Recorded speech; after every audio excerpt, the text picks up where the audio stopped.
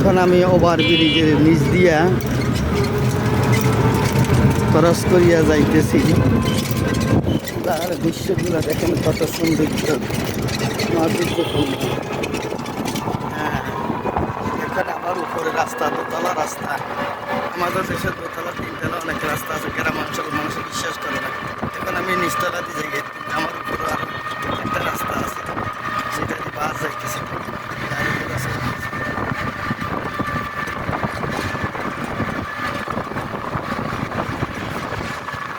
এখন আবার পুনরায় রাস্তায় চলে আসলাম।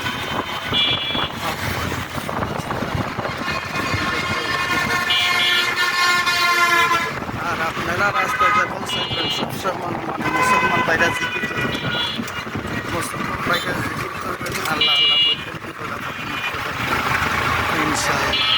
যেখানে সেখানে গাড়িতে উঠবেন না, আর যেখানে সেখানে গাড়িতে নামবেন না। বুঝে শুনে উঠবেন এবং নামবেন। যেখানে নামবেন আগে থেকেই লক্ষ্য রাখবেন আপনার নির্দিষ্ট এবং গন্তব্যস্থান আপনি আসতে আর কত সময় লাগবে। কারণ অনেক সময় আপনার গন্তব্যস্থান থেকে আপনাকে নিয়ে অন্য স্টেশনে গাড়ি বলে চলে যেতে পারে, তাই আপনার ক্ষতির সম্মুখীন হতে পারে।